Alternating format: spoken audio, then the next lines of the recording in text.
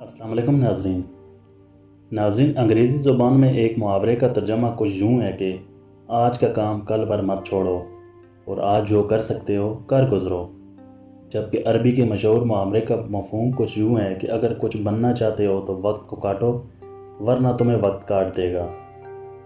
ناظرین بات بہت سیدھی سادی ہے۔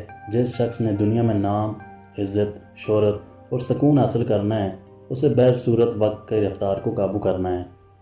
مشاہدات میں بے شمار مثالیں ملتی ہیں کہ جن لوگوں نے وقت کی قدر و منزلت کو نہ پہچانا، وقت کی آبرو پر سودا بازی کی اور وقت کی نعمت کبری کو رون ڈالا، وہ کبھی عزت، شہرت اور نام نہیں کما سکے، اور نتیجتاً معاشرے نے ایسے لوگوں کو بلا دیا۔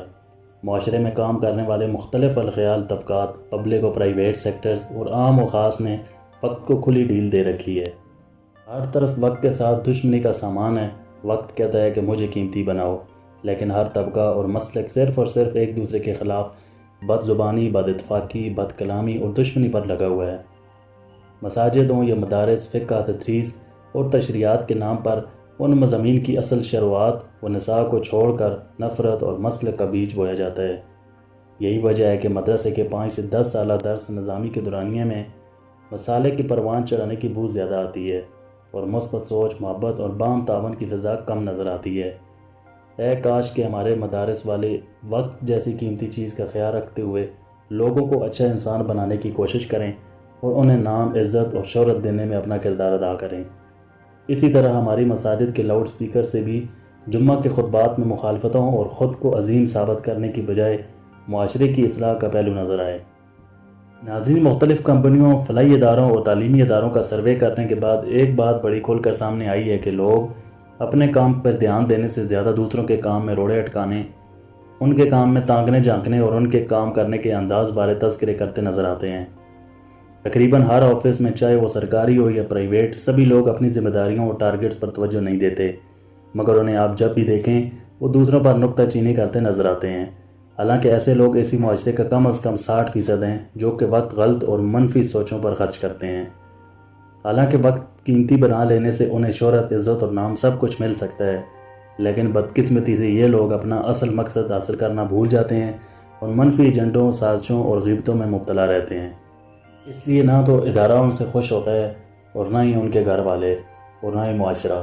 بالآخر وقت کو منفی کاموں میں استعمال کرنے کی وجہ سے یہ لوگ اداروں سے اپنی عزت بھی کھو دیتے ہیں اور 20 سے 30 سال بعد پچھتاتے نظر آتے ہیں۔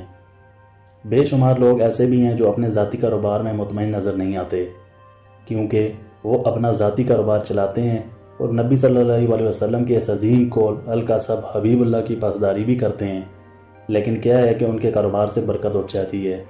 وہ اپنے کاروبار کو آگے بڑھانا بھی چاہتے ہیں، مگر حقیقی معنوں میں یہ لوگ بھی وقت کے ساتھ ڈنگ ٹپاؤ کام کرتے ہیں اور اپنے قیمتی وقت کو دوسروں کی باتیں کرنے، دوسروں کو ڈسکس کرنے اور دوسروں کی غیبتوں اور منفی خیالات میں گزار دیتے ہیں، اور یوں یہ لوگ بھی ساری زندگی کسی بے سکونی کی کیفیت میں ہی گزار جاتے ہیں۔ ناظرین یاد رکھیں، اچھے لوگ شخصیات کو ڈسکس نہیں کرتے بلکہ ان کے کام کو ڈسکس کرتے ہیں۔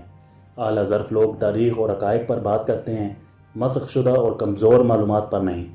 آفاقی سوچ رکھنے والے یہ نہیں دیکھتے کہ کون کہہ رہا ہے بلکہ یہ دیکھتے ہیں کہ کیا کہہ رہا ہے۔ تزکیہ نفس کی کوشش کریں کہ اپنا قیمتی وقت ضائع ہونے سے کیسے بچایا جائے۔ وقت کو قیمتی بنائیں، اسے کارآمد بنائیں اور اوروں کے لیے مفید بنائیں۔